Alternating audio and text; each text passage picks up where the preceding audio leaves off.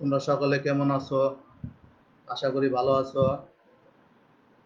COVID-19 এই মহামারীতে তোমরা নিশ্চয় সকলে নিজ গৃহে অবস্থান করছো, সুস্থ থাকবে এই আশা ব্যক্ত করছি। মাননীয় প্রধানমন্ত্রী কার্যালয়ের A2I প্রজেক্ট এবং কারিগরি শিক্ষা অধিদপ্তরের যৌথ উদ্যোগে পরিচালিত এই ফেসবুক লাইভ ক্লাসে তোমাদের সকলকে স্বাগত জানাচ্ছি। আমি মোহাম্মদ সাইদুজ্জামান খান, আমি জুনিয়র ইনস্ট্রাক্টর টেক। আমি এখন ষষ্ঠ পর্ব সিরামিক টেকনোলজির ইনসুলেটর, স্যানিটারি এবং টাইলস ওয়্যার বিষয়ের 11 এবং 12 অধ্যায়ের উপর পাঠদান করার আশা ব্যক্ত করছি। অর্থাৎ আজ আমরা জানবো স্প্রে ড্রায়ার এবং টাইলস স্কোরিং এবং পলিশিং প্রসেস। প্রিয় শিক্ষার্থীবৃন্দ, তোমরা সকলে মনোযোগ সহকারে আমার এই পাঠদানটি শুনবে এবং কোনো প্রশ্ন থাকলে তোমরা কমেন্ট বক্সে প্রশ্ন করতে পারবে। আমি চেষ্টা করব তোমাদের উত্তরগুলো দেওয়ার জন্য। আর আমার দেওয়ার যে শীটটা তোমাদের কাছে আছে সেটা তোমরা কাছে রাখলে তোমাদের জন্য ভালো হবে। প্রিয় শিক্ষার্থীবৃন্দ, আজকের এই পাঠদান বিষয়ে আমরা যা যা জানবো তা হলো স্প্রে ড্রায়ার বলতে কি বোঝায়, স্প্রে ড্রায়ারের বিভিন্ন অংশ চিহ্নিতকরণ আমরা জানবো, স্প্রে ড্রায়ারের কিভাবে তাপমাত্রা পরিচালনা করা হয় সেই প্রক্রিয়া জানবো এবং স্প্রে ড্রায়ারের নজেলের কাজ কি সেই ব্যাখ্যা আমরা জানবো। স্প্রে ড্রায়ার কিভাবে কাজ করে সেই কার্যনীতিটা আমরা জানবো। আর একটা বিষয় হলো টাইলসের স্কোয়ারিং এবং পলিশিং প্রসেস। যে স্কোয়ারিং পলিশিং বলতে কি বোঝায়, টাইলস পলিশ করার মেশিনগুলোর নাম জানবো আমরা এবং স্কোয়ারিং ও পলিশ মেশিনের কাজ জানবো। প্রিয় শিক্ষার্থীবৃন্দ, তোমরা সকলে ড্রায়ারের সম্বন্ধে পরিচিত আছো, কারণ আমরা সিরামিক শিল্পে মূলত দ্রব্য হইতে ভৌতিক পানি অর্থাৎ ময়েশ্চার কন্টেন্ট দূর করার জন্য আমরা কিন্তু ড্রায়ার ব্যবহার করে থাকি। সেই ড্রায়ার কিন্তু একটা আবদ্ধ বাক্স, যার ভিতরে একটা নির্দিষ্ট তাপমাত্রা থাকে। একটা নির্দিষ্ট সময় ড্রাইং করার ফলে আমার দ্রব্য হইতে ভৌতিক পানিটা অপসারিত হয়। কিন্তু টাইলস ফ্যাক্টরিতে আমরা একটা ব্যতিক্রম ধরনের ড্রায়ার ব্যবহার করি, যার নাম স্প্রে ড্রায়ার। প্রোডাক্ট ড্রায়ার করার জন্য আমরা এক ধরনের ড্রায়ার ব্যবহার করে থাকি, আর স্প্রে ড্রায়ারে আমরা মূলত তরল স্লিপকে পাউডারে রূপান্তর করার কাজে ব্যবহার করে থাকি। প্রিয় শিক্ষার্থীবৃন্দ, এখন আমরা জেনে নেই স্প্রে ড্রায়ার বলতে কি বোঝায়। যে যন্ত্রের সাহায্যে মূলত তরল বডি স্লিপকে বাতাস এবং গ্যাসের সমন্বয়ে তাপের মাধ্যমে শুকনো গ্রানুলেশন পাউডার রূপান্তর করা হয় তাকে আমরা স্প্রে ড্রায়ার বলি। অর্থাৎ আমরা বল মিল থেকে যে প্রাপ্ত স্লিপ পেয়ে থাকি সেই তরল স্লিপটাকে আমরা বাতাস এবং গ্যাসের সমন্বয়ে তাপ উৎপন্ন করা হয়। সেই তাপের মাধ্যমে উক্ত বডি স্লিপটাকে আমরা এক ধরনের পাউডারে রূপান্তর করি, যাকে আমরা গ্রানুলেশন পাউডার বলে থাকি। এখানে তোমাদেরকে আমি বলে রাখি, গ্রানুলেশন পাউডার হলো পাউডার জাতীয় কাঁচামালগুলো যখন দলা পাকানো হয় তখন তাকে গ্রানুলেশন বলে। তাহলে আমরা জানতে পারলাম স্প্রে ড্রায়ারের মাধ্যমে আমরা সাধারণত বডি স্লিপকে গ্রানুলেশন পাউডারে রূপান্তর করি। প্রিয় শিক্ষার্থীবৃন্দ, এই পাঠদান শেষে আমরা জানতে পারবো যে কিভাবে এই বডি স্লিপটাকে আমরা স্প্রে ড্রায়ারের মাধ্যমে গ্রানুলেশন পাউডারে রূপান্তর করলাম। প্রিয় শিক্ষার্থীবৃন্দ, এখানে দেখো দুটো ছবি দেওয়া আছে স্প্রে ড্রায়ারে, যা আমাদের সিরামিক ফ্যাক্টরিতে বিশেষ করে টাইলস ফ্যাক্টরিতে এই স্প্রে ড্রায়ারগুলো আমরা ব্যবহার করে থাকি। এই স্প্রে ড্রায়ারগুলো আমাদের দেশে মূলত চীন দেশ থেকে আনা হয়, আবার সেকমির প্রজেক্ট যেটা ইতালি থেকে আনা হয়। এই স্প্রে ড্রায়ার মূলত কতগুলো যন্ত্রাংশের সমন্বয়ে পরিচালিত হয়ে থাকে। তন্মধ্যে স্প্রে ড্রায়ারে বাইরের আবরণটা একটা সিলিন্ডারে থাকে, স্টেনলেস স্টিল সিলিন্ডার। এখানে তাপমাত্রা পরিচালনা করার জন্য একটা ব্লোয়ার থাকে, ব্লোয়ারের মাধ্যমে আমরা এই স্প্রে ড্রায়ারের মধ্যে তাপমাত্রা পরিচালনা করে থাকি। ব্লোয়ার হতে এই স্প্রে ড্রায়ারের তাপমাত্রা যাওয়ার জন্য আমরা একটি পাইপ ব্যবহার করে থাকি। এই স্প্রে ড্রায়ারের কিছু স্প্রে গান থাকে, আবার স্প্রে গানের কিছু নজল থাকে, যে নজলের মাধ্যমে স্লিপগুলা স্প্রে ড্রায়ারের ভিতরে প্রবাহিত হয়। স্লিপ প্রবাহ করার জন্য এখানে একটি নিউমেটিক পাম্প থাকে, সেই পাম্পের মাধ্যমে আমরা স্প্রে ড্রায়ারের মধ্যে স্লিপ প্রবাহিত করে থাকি। মূলত এই কয়েকটি যন্ত্রাংশের সমন্বয়ে একটি স্প্রে ড্রায়ার পরিচালিত হয়ে থাকে। প্রিয় শিক্ষার্থীবৃন্দ, এখানে দেখে একটি স্প্রে ড্রায়ারের চিত্র এবং তার বিভিন্ন অংশ চিহ্নিত করার চেষ্টা করেছি।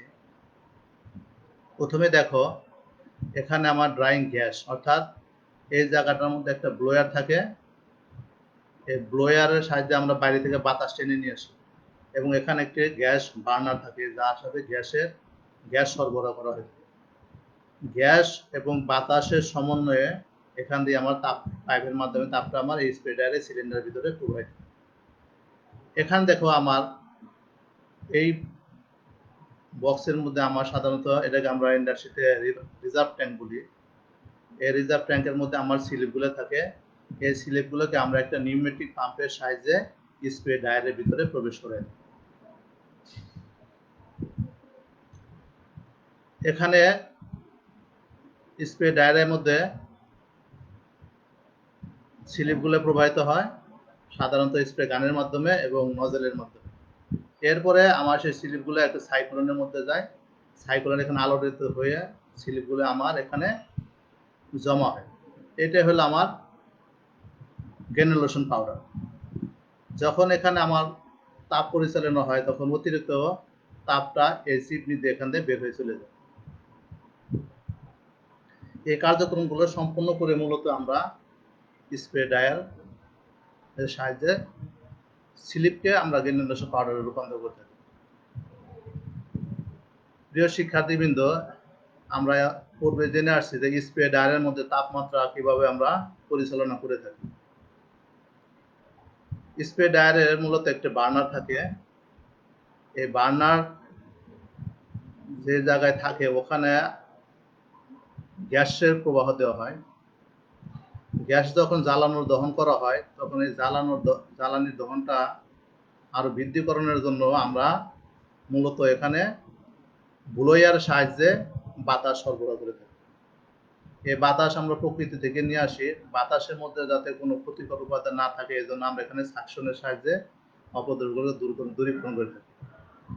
এই বার্নারের উৎপত্তি স্থলে গ্যাস এবং এয়ারের একটি অনুপাত রাখা আবশ্যক, যার অনুপাত হলো 1:2, অর্থাৎ 1 ভাগ গ্যাস দিলে আমরা 2 ভাগ বাতাস সরবরাহ করি। স্প্রে ড্রায়ারে যে জায়গায় বার্নারটা জ্বলে, সেখানে আমরা ব্লোয়ারের মাধ্যমে জ্বালানির তীব্রতা বাড়ানোর জন্য সাধারণত বাতাস সরবরাহ করে থাকি। তারপর তাপমাত্রা ধীরে ধীরে পাইপের মাধ্যমে আমার স্প্রে ড্রায়ারের ভিতরে সরবরাহ করা হয়। স্প্রে ড্রায়ারে আমরা সাধারণত ফায়ারিং করে থাকি অক্সিডেশন প্রসেসে। অক্সিডেশন ফায়ারিং সম্বন্ধে তোমাদের নিশ্চয়ই ধারণা আছে, তারপর আমি একটু এখানে বলছি। সেটা হলো, আমরা যখন জ্বালানির সাথে অক্সিজেনের পরিমাণ বেশি করে দেই, অর্থাৎ বাতাসে প্রবাহ বেশি করে দেয়, তাহলে সেটা অক্সিডেশন ফায়ারিং হয়। আর এই অক্সিডেশন ফায়ারিং শিখাগুলো সাধারণত নীলাভ শিখা দেখা যায়। প্রিয় শিক্ষার্থীবৃন্দ, স্প্রে ড্রায়ারের যে জায়গায় আমরা বার্নার সেট করে থাকি, ওই বার্নারের উৎপত্তি স্থলে সাধারণত তাপমাত্রা রাখা হয় 900 ডিগ্রি সেলসিয়াস। এরপর পাইপের মাধ্যমে তাপমাত্রা যখন ধীরে ধীরে আমার স্প্রে ড্রায়ারের দিকে প্রবাহিত হয়, তখন তাপমাত্রা আস্তে আস্তে কমতে থাকে এবং স্প্রে ড্রায়ারের ঠিক কেন্দ্রবিন্দুতে তাপমাত্রা রাখা হয় 527 ডিগ্রি সেলসিয়াস। তবে কোনো কোনো ইন্ডাস্ট্রিতে পরিমাণ কম ও বেশি রাখা হয়ে থাকে। এরপরে 527 ডিগ্রি সেলসিয়াস তাপমাত্রা থাকার কারণে যখন আমার নজলের মাধ্যমে স্লিপ স্প্রে ড্রায়ারে প্রবাহিত হয়, তাপমাত্রা থাকার কারণে সাথে সাথে সেই স্লিপগুলো পাউডারে পরিণত হয়।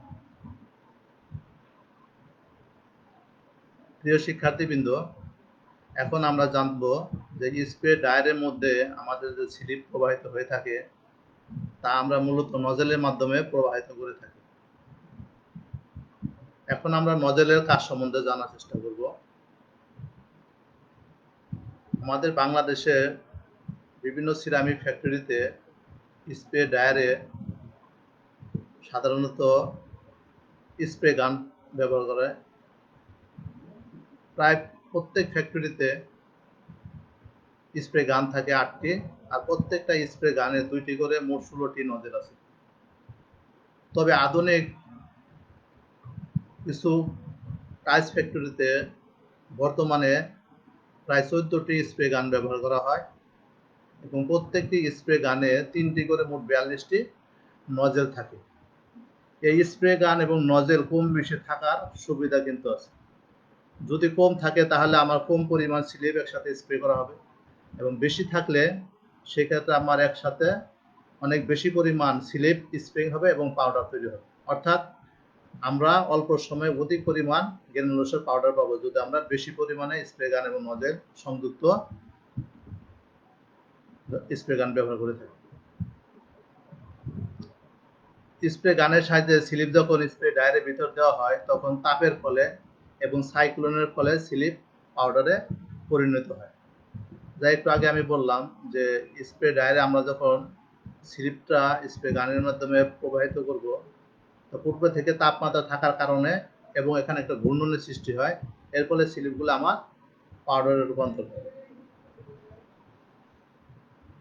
স্প্রে ডায়ারে যে স্প্রে গান ব্যবহার স্প্রে গানের যে নজেল থাকে সেই নজেলে বিভিন্ন ধরনের ব্যাসে রাখা হয়। বিভিন্ন ধরনের ব্যাসে রাখার কিছু সুবিধা আছে, সেগুলো আমরা জানবো। যে স্প্রে ডায়ারের স্প্রে গানের নজেলের ব্যাস থাকে সাধারণত 1.6 mm, 2.0 mm এবং 2.2 mm। এছাড়া আরো বিভিন্ন শেপের ডায়া এখানে রাখা হয়। নজেলের ব্যাস বিভিন্ন হওয়ার কারণে পাউডারের কণা বিভিন্ন আকার হয়ে থাকে। স্বাভাবিক, আমার যদি নজেলের ব্যাস বিভিন্ন থাকে, ছোট বড়, যে মাপগুলো আমি আগে বললাম যে 1.2, 1.6, 2.0, 2.2 এরকম বিভিন্ন ডায়ার ব্যাস থাকার কারণে আমার পাউডার কণাগুলো বিভিন্ন হবে। ফলে আমার যে প্রাপ্ত গ্রানুলোসার পাউডার হবে সেটার মান অত্যন্ত ভালো হবে। প্রিয় শিক্ষার্থীবৃন্দ, এখানে আরেকটি ছবি দেওয়া হয়েছে, তোমরা খুব ভালো করে পর্যবেক্ষণ করো। যে শুরু থেকে আমরা যদি দেখি যে এখানে স্লিপ রাখা আছে, এই স্লিপ রাখা আছে এটাকে আমরা মূলত বলি রিজার্ভ ট্যাঙ্ক। এই রিজার্ভ ট্যাঙ্কের স্লিপ যাতে তলানি আকারে জমে না থাকে এই জন্য আমরা এখানে একটি স্টিয়ারার ব্যবহার করছি, অর্থাৎ নাড়ানি। এই নাড়ানির সাহায্যে এটা একটা মোটরের সাহায্যে কন্টিনিউ ঘোরানো হয় যাতে স্লিপের তলানি না করে। এরপর স্লিপগুলোকে আমরা একটা নিউমেট্রিক পাম্প, দেখো এখানে বলা আছে নিউমেট্রিক পাম্পের সাহায্যে এই স্লিপগুলোকে আমরা স্প্রে ডায়ারের মধ্যে প্রবেশ করাই। এখানে দেখো লম্বা একটা দণ্ডের মতো দেওয়া আছে, এটা আমরা স্প্রে গান বলছি। এই স্প্রে গানের মধ্যে মূলত আমার স্লিপগুলো এসে জমা হয়। এরপর নজলের মাধ্যমে স্লিপগুলো আমার স্প্রে ডায়ারের মধ্যে প্রবাহিত হয়। আমার স্প্রে গানের মধ্যে পূর্ব থেকে স্লিপ সংরক্ষিত থাকার কারণে আমার নজলের ড্রায়া অনুযায়ী কি পরিমাণ স্লিপ প্রবাহিত হবে সেটা আমরা স্প্রে ডায়ারের ভিতর থেকে স্প্রে গানের মধ্যে থেকে নিয়ে আসা। এরপরে এই সিলিন্ডারের মধ্যে আমার পূর্ব থেকে তাপ দেওয়া থাকে, যা আমরা ইতিপূর্বে জেনে আসছি। এখন জেনে নেই প্রিয় শিক্ষার্থীবৃন্দ, এই তাপটা আমরা কিভাবে স্প্রে ডায়ারের মধ্যে পরিচালনা করে থাকি। দেখো এখানে একটা ব্লোয়ার থাকে, এয়ার ফিল্টার বলা হয়েছে, অর্থাৎ এখানে আমরা ব্লোয়ারের মাধ্যমে ভূপৃষ্ঠ থেকে বাতাসকে একটা সাকশনের মাধ্যমে সেকে এই পাইপের দিয়ে প্রবেশ করে দিই। এখানে আমার তাপমাত্রা দেওয়া হয় বার্নারের সাহায্যে। এরপরে তাপমাত্রাটা আমার এই স্প্রে ডায়ারের ভিতরে প্রবাহিত হয়। দেখো প্রিয় শিক্ষার্থী, এখানে লাল লাল কিছু বিন্দু দেখা যাচ্ছে, এগুলি হলো আমার মূলত গ্রানুলেশন পাউডার। এখানে প্রচন্ড ঘর্ষণ হয়ে এই পাউডারগুলোকে আমরা এই চেম্বারে নিয়ে আসি, অর্থাৎ এখানে সাইক্লোনের ফলে আমার এখানে এই গ্রানুলেশন পাউডারগুলো এখান দিয়ে সংগ্রহ করা হয়। আর এখান দিয়ে আমার ওয়েস্ট হিটটা অর্থাৎ গরম বাতাসটা এই দিক দিয়ে বের হয়ে চলে যায়। তাহলে এইভাবে এই এখান থেকে স্লিপ আসে, স্লিপটা আমরা একটা নিউমেটিক পাম্পের সাথে স্প্রে ডায়ারের মধ্যে স্প্রে গান এবং নজলের সহায়তায় প্রবাহিত করে থাকি। এখান দিয়ে আমার তাপমাত্রা পরিচালিত হয়। এরপর এখানে আমার গ্রানুলেশন পাউডারটা তৈরি হয়। এরপর আমরা গ্রানুলেশন পাউডারটাকে এখানে সংরক্ষণ করে থাকি এবং ওয়েস্ট হিটটা আমার এদিক দিয়ে বের হয়ে যায়। প্রিয় শিক্ষার্থীবৃন্দ, আমরা এখন জানবো যে স্প্রে ডায়ার কিভাবে কাজ করে থাকে। আমরা কিন্তু পূর্বের ক্লাসে পাঠদানে স্প্রেডার সম্বন্ধে কিছু আলোচনা করেছিলাম, নিশ্চয়ই তোমাদের খেয়াল আছে। তারপরও আবার তোমরা একটু জেনে নাও যে স্প্রেডার মূলত কিভাবে কাজ করে থাকে। আমাদের টাইলস ফ্যাক্টরিতে স্প্রে ড্রায়ার একটা গুরুত্বপূর্ণ যন্ত্র, কেননা স্প্রে ড্রায়ারের মাধ্যমে আমরা মূলত তরল স্লিপকে শুকিয়ে টাইলস তৈরির পাউডার বানাই।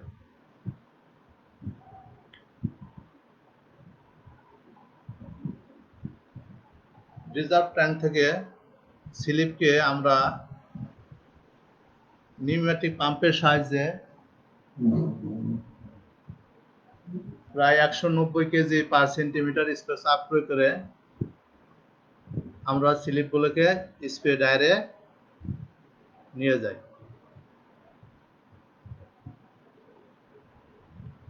স্প্রে ড্রায়ারের মূলত স্প্রে গান থাকে 8টি,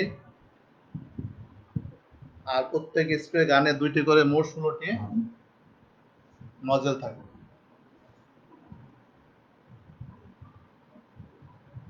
আমরা যখন স্প্রে গানের মাধ্যমে স্লিপকে স্প্রে ড্রায়ারের মধ্যে প্রবাহ ভিতরে দেওয়া হয়, তখন তাপের ফলে এবং সাইক্লোনের ফলে স্লিপগুলো সাধারণত স্লিপ পাউডারে রূপান্তর হয়। স্প্রে ড্রায়ারের আমরা পূর্বে জেনে আসলাম যে বিভিন্ন ব্যাসের নজেল ব্যবহার করা হয়। নজেলের ব্যাস বিভিন্ন রাখার কারণে স্লিপের পাউডারের কণাগুলো বিভিন্ন রকম হয়ে থাকে। পাউডারের কণা বিভিন্ন আকারে না হলে টাইলস প্রেস করার সময় আমার এই পাউডারগুলো ডাস্ট হয়ে উড়ে যেতে পারে। এই ডাস্ট কিন্তু আবার আমাদের প্রোডাক্টের জন্য মারাত্মক ক্ষতির কারণ হয়ে থাকে, যে প্রোডাক্টের উপর এক ধরনের ফুসফুসের মতো ডিফেক্ট তৈরি করে। আবার আমাদের মানব দেহে প্রবেশ করলে লিভার সিরোসিসের মতো কঠিন রোগ আক্রান্ত হতে পারে আমরা। এজন্য যাতে ডাস্ট না হয় সেদিকে আমাদের খেয়াল রেখে সাধারণত আমার নজলের ব্যাস বিভিন্ন রাখা হয়। তাছাড়া টাইলসের বন্ডিং স্ট্রেন্থ বৃদ্ধি করার জন্য আমরা মূলত বিভিন্ন ধরনের ডায়ার নজল ব্যবহার করে থাকি। স্প্রে ড্রায়ারের যে বার্নার থাকে সেখানে গ্যাস এবং বাতাসের অনুপাত আমরা 1:2 রাখি, যেটা আমরা পূর্বে জেনে আসলাম। স্প্রে ড্রায়ার বার্নার যেখানে জ্বলে সেখানে আমরা বুলাইয়ের মাধ্যমে বাতাস সরবরাহ করে থাকি, যাতে জ্বালানির শিখা আরও তীব্রতর হয়। আমরা স্প্রে ড্রায়ারে সাধারণত অক্সিডেশন ফায়ারিং করে থাকি। প্রিয় শিক্ষার্থীবৃন্দ, তোমরা নিশ্চয়ই জানো অক্সিডেশন ফায়ারিং কি। সেটা আমরা আগে জানলাম, যখন অক্সিজেন উপস্থিতি বেশি থাকে। স্প্রে ড্রায়ারের টেম্পারেচার থাকে বার্নার উচ্চ 900 ডিগ্রি এবং এটা ধীরে ধীরে কমতে থাকে, এবং স্প্রে ড্রায়ারের ঠিক কেন্দ্রবিন্দুতে তাপমাত্রা 527 ডিগ্রি সেলসিয়াস রাখা হয়। প্রিয় শিক্ষার্থীবৃন্দ, আমরা এতক্ষণ স্প্রে ড্রায়ারের উপরে আলোচনা করলাম। তোমাদের কাছে এখানে আমার একটি প্রশ্ন তোমরা দেওয়ার চেষ্টা করবে, যে বলো তো স্প্রে ড্রায়ারের কতগুলো স্প্রে গান থাকে এবং স্প্রে ড্রায়ারের কেন্দ্রস্থলে তাপমাত্রা কত থাকে? প্রশ্নটি নোট আউট করে রাখো, তোমরা এটা পরবর্তী উত্তর দেওয়ার চেষ্টা করো। প্রিয় শিক্ষার্থীবৃন্দ, এখন আমরা জানবো টাইলস স্কোয়ারিং বলতে কি বোঝায়। টাইলস যখন আমরা ফায়ারিং করি, ফায়ারিং করার পরে টাইলসগুলো কাস্টমারের ডিমান্ড অনুযায়ী একটু বড় করে রাখা হয়। বড় করে রাখার উদ্দেশ্য হলো যাতে আমার টাইলসের মাপ কখনো ছোট না হয়। বড় রাখার পরে এই বড় অংশগুলো, অর্থাৎ আমার 16x16 বা 24x24 সাইজের টাইলস বা 8 বা 12 এরকম বিভিন্ন সাইজের যে টাইলসের মাপ আছে, সে মাপটাকে সঠিক রাখার জন্য আফটার ফায়ারিং টাইলসকে আমরা কাটি, এতে নির্দিষ্ট মাপ আনা হয়। এই নির্দিষ্ট মাপ অনুযায়ী কাটাটাকে আমরা মূলত টাইলস স্কোয়ারিং বলে থাকি। অর্থাৎ রোলার ভাত ক্লিন হতে ফায়ারিংকৃত টাইলসকে বিভিন্ন প্রক্রিয়ায় নির্দিষ্ট মাপ অনুযায়ী কাটার কৌশলকে টাইলস স্কোয়ারিং বলে।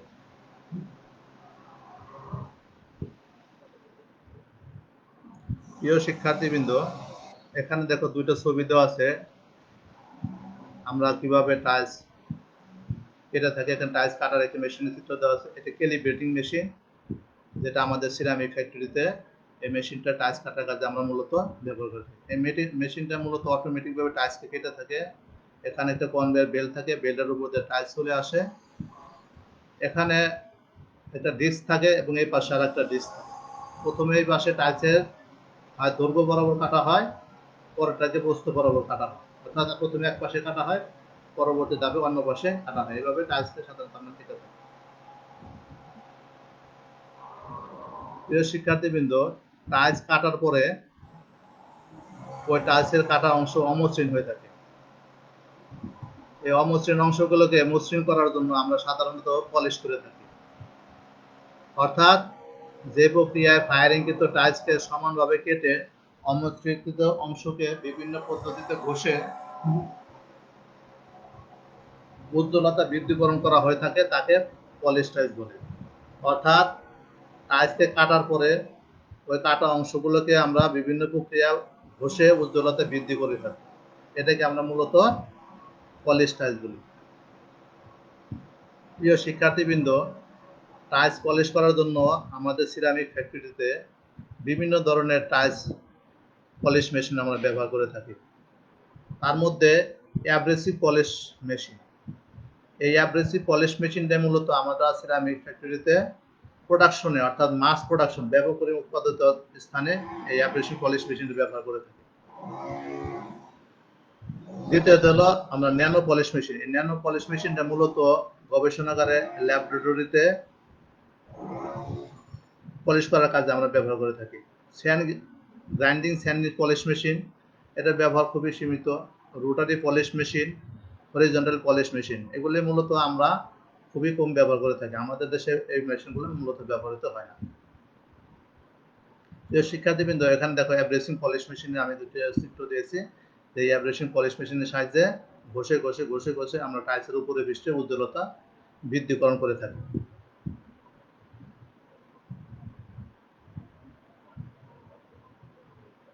এখানে দেখো প্রিয় শিক্ষার্থী, ন্যানো পলিশ মেশিনের একটা ছবি দেওয়া আছে। এখানে বিভিন্ন ধরনের ডিস্ক থাকে, ছোট ছোট ডিস্ক থাকে। আমরা সাধারণত একসাথে অনেকগুলো প্রোডাক্টে এখানে এই ন্যানো পলিশ মেশিনের সাহায্যে পলিশিং করতে পারি। একটা অত্যন্ত লেটেস্ট ভার্সনের মেশিন এবং খুব নিখুঁতভাবে সূক্ষ্মভাবে অল্প সময়ে অতি পরিমাণ দ্রব্য আমরা এখানে গবেষণার কাজে পলিশিং জন্য মেশিনটা মূলত ব্যবহার করে থাকি। এখানে দেখো গ্রাইন্ডিং স্যান্ডিং প্রসেস, একটা সাধারণ প্রসেস। এই প্রসেসটা এখন অনেকটাই সনাতন পদ্ধতি হয়ে গেছে, কারণ এখানে অনেক সময়ের ব্যাপার স্যাপার, সময় লাগে এখানে, এবং খুব নিখুঁত স্কিল টেকনিশিয়ান না হলে এই কাজগুলো করা, মসৃণ টানন করা খুবই কঠিন।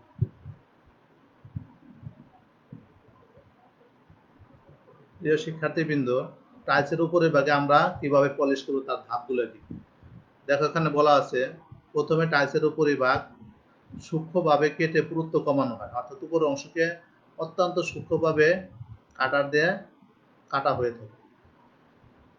এরপর উপযুক্ত নির্দিষ্ট পলিশ মেশিন দ্বারা পলিশ করা হয়। মূলত মেশিনের হেডগুলো সিরামিক স্টোন স্টিল থাকে, এগুলো দিয়ে টাইলসকে ঘষে আমরা পলিশ করে থাকি। স্কোয়ার মেশিনের কাজ, আমরা পূর্বে জেনে আসছি যে স্কোয়ার মেশিনের কাজ হলো টাইলসকে কাটা, অর্থাৎ নির্দিষ্ট মাপ অনুযায়ী টাইলসের যে বর্ধিত অংশ থাকে সেই অংশকে কাটার জন্য আমরা মূলত স্কোয়ার মেশিনটা ব্যবহার করে থাকি। অর্থাৎ দেখো এখানে প্রিয় শিক্ষার্থীবৃন্দ, স্কোয়ার মেশিন বলতে আমরা মূলত টাইলস কাটা মেশিনকে বোঝাই। টাইলস কাটার জন্য সিরামিক শিল্প কারখানায় ক্যালিব্রেটিং মেশিন ব্যবহার করা হয়। ক্যালিব্রেটিং মেশিনের রুলারের সাথে ব্লেড সংযুক্ত থাকে। উক্ত ব্লেডগুলো টাইলসকে সূক্ষ্মভাবে কেটে সমান করে। টাইলস কাটার সময় পরিষ্কার পানি ব্যবহার করা হয়। আমাদের সিরামিক টাইলস ফ্যাক্টরিতে এই টাইলস কাটার জন্য যে পানি ব্যবহার করা হয়, পানিটা মূলত ফ্যাক্টরির যে অতিরিক্ত স্লিপটা ড্রেনেজ হয়, সেই ড্রেনেজকৃত স্লিপ সহ বাহিরে না ফেলে ওটাকে ফিল্টারিং করা হয়। ফিল্টারিং করার ফলে আমার ফিল্টারের অভ্যন্তরে আমার স্লিপের কঠিন উপাদানগুলো জমা থাকে এবং তরল পানিটা নিচের দিকে পড়ে যায়। এই তরল পানিটাই মূলত আমরা একদম বিশুদ্ধ এবং পিউরিফাই থাকে ওই পরিষ্কার পানি দিয়ে মূলত আমরা টাইলসকে কাটি।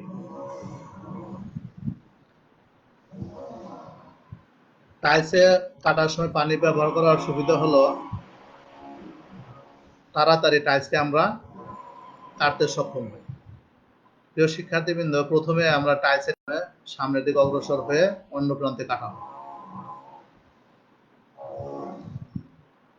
টাইলস যখন কাটা হয়ে যায় তারপরে ওই কাটা অংশগুলোকে মসৃণ করার জন্য আমরা পলিশিং করে থাকি। আমাদের পূর্বে আমরা জেনে আসলাম যে আমাদের সিরামিক টাইলস ফ্যাক্টরিতে পলিশিং এর জন্য আমরা অ্যাব্রেসিভ পলিশ মেশিন এবং ন্যানো পলিশ মেশিন গুলো ব্যবহার করে থাকি।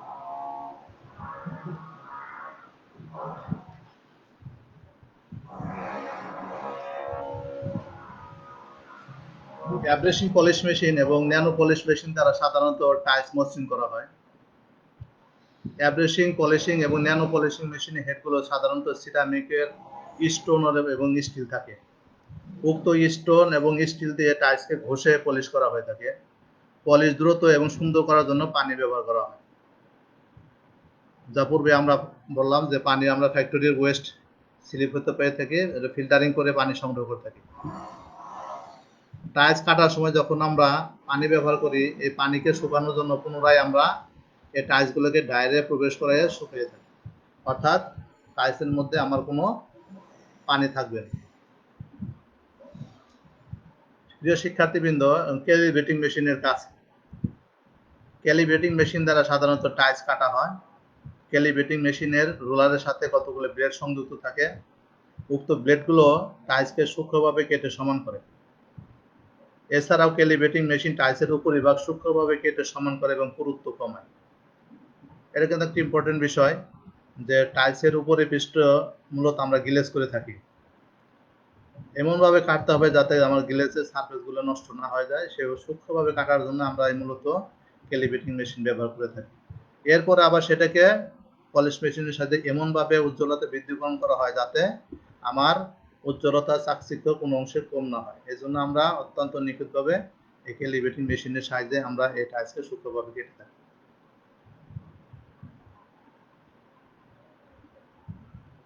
প্রিয় শিক্ষার্থীবৃন্দ, আজ আমরা স্প্রে ডায়ার এবং টাইলস স্কোরিং এবং পলিশ সম্বন্ধে জানার চেষ্টা করেছি।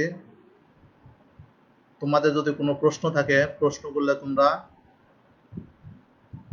করতে পারবে আমাদের কমেন্ট বক্সে। আমি চেষ্টা করবো সে উত্তরগুলো দেওয়ার জন্য। আশা করি তোমরা আমার আজকের এই ক্লাস ভালো আয়ত্ত করতে পেরেছো এবং আমার বাকি পড়ার যে অংশগুলো সেটা থেকে তোমরা খেয়াল করবে এবং আমার সাথে তোমরা যোগাযোগ রক্ষা করবে। আমাদের আগামী শনিবার ঠিক 11:30টায় আমাদের পরবর্তী ক্লাসে পাঠ্যসূচি হলো কেমিক্যাল পোর্সিলিন এবং কন্টিনেন্টাল পোর্সিলিন।